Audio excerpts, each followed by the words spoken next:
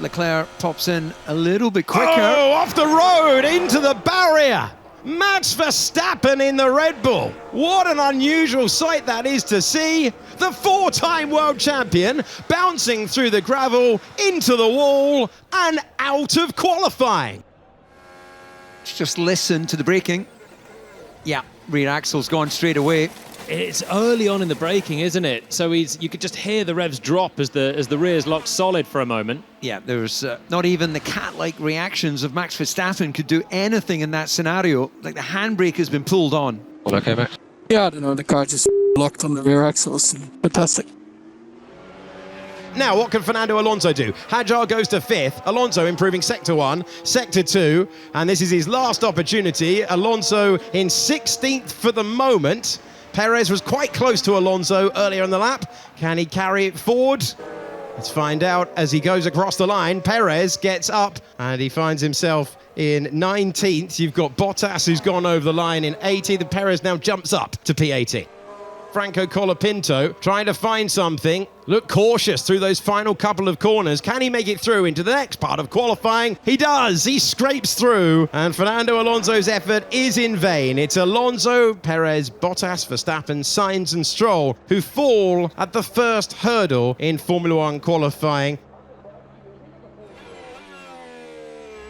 Easy to lock up the left front in this penultimate corner, turn 13. Brings it back to the left-hand side to run as cleanly as possible through that final corner. It's difficult to blend in the throttle. Here we go. Over the line, and it's P5 for Hadjar. Behrman has missed out on the top 10, and Hülkenberg has been demoted. Gabriel Bortoleto there in P10 at the moment. Franco Colapinto will not join the top 10 shootout. Pierre Gasly will be hoping to provide another brilliant lap when it counts. But it's Hülkenberg, Behrman, Ocon, Gasly, Albon's in the pits, and Colapinto has failed to trouble the fast times at the front. So it is only Gasly now that can try and improve and knock out Colapinto. Couple of corners to go. He's got to find a few tenths. Well, can he do it across the line? That's the question for Gasly. He made Q3 on 10 occasions last year. Doesn't have the car to do so. 14th. You can see the warning lights flashing on the wing mirrors, and Bortoleto is not back to the pits, so it might only be a top 9 shootout as he is in second gear, trundling back, and he's not made the control line. This was why Alex Albon was not fighting at the end, wide into the first turn. Yeah, well, the complete opposite of what we saw with Verstappen. He just carried too much speed over the front axle. Out in the second part of qualifying, Hülkenberg, Behrman, Ocon, Gasly, Albon and Colapinto. Well, that looks like it could actually be a scoop into the airbox that has been left in when the car's gone out on track. Going to come off the Mercedes car. Left-hand side of your picture. Yeah. Should have been removed and hasn't.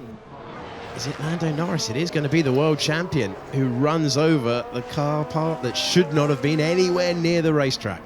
Just check. I hear a lot of debris. Hadjar has a rapid middle sector. The Red Bull driver on debut with the senior team is a master of one lap. Outside the big four of McLaren, Mercedes, Ferrari and Red Bull last year, he was the one who was best of the rest. He's putting the pressure on Russell, who's fighting the car more than we've seen before. Add it all up, across the line, the provisional pole time is a 1:19.0. Isaac Hadjar, mesmeric in the middle sector. He goes across the line and he's half a second back, but he's provisionally on the front row. The home favourite will have something to say about it. Oscar Piastri comes over the line. He can't do anything about Hadjar, who's pulled a lap out when it matters. We turn to the Ferraris now, and Charles Leclerc, who gets to third, but he's 1.1 seconds away from the benchmark of George Russell. A man who has owned the front row here in the past is Lewis Hamilton, chasing pole position number 9 around this circuit, but he is 1.3 seconds away. The world champion's next up, Lando Norris, to the front row. He pips Isaac Hadjar by 0.02 of a second. This has affected the front row lineup though. Kimi Antonelli heading to turn 3, heading wide. Yeah, you can see it just carried way too much speed through the apex. That under rotation is a telltale sign. Tried to roll with it, but as an old school racetrack, it was the oscillations on the bumps there in the braking zone that took him wide, and then that gravel unforgiving.